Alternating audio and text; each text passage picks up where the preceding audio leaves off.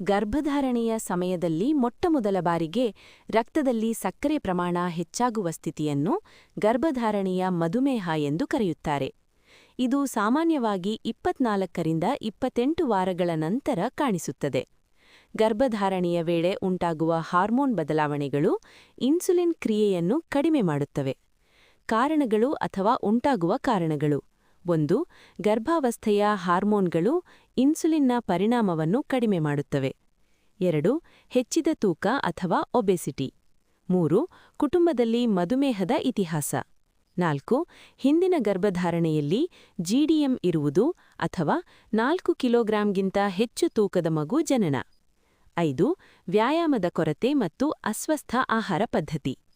ತಡೆಗಟ್ಟುವ ಮತ್ತು ನಿಯಂತ್ರಿಸುವ ವಿಧಾನಗಳು: 1. ಆರೋಗ್ಯಕರ ಆಹಾರ. ಹೆಚ್ಚು ಸಕ್ಕರೆ ಮತ್ತು ಹಿಟ್ಟು ಆಹಾರಗಳನ್ನು ತಪ್ಪಿಸಿ ಸಮತೋಲಿತ ಆಹಾರ ಸೇವಿಸಬೇಕು. 2. ನಿಯಮಿತ ವ್ಯಾಯಾಮ.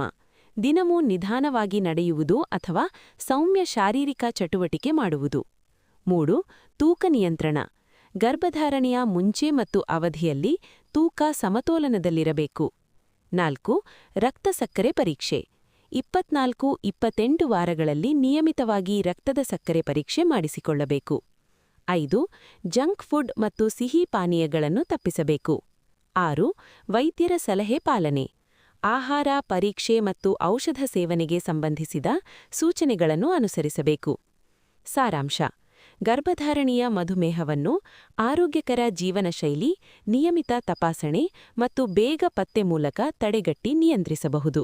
ಇದರಿಂದ ತಾಯಿ ಮತ್ತು ಶಿಶುವಿನ ಆರೋಗ್ಯ ಕಾಪಾಡಬಹುದು.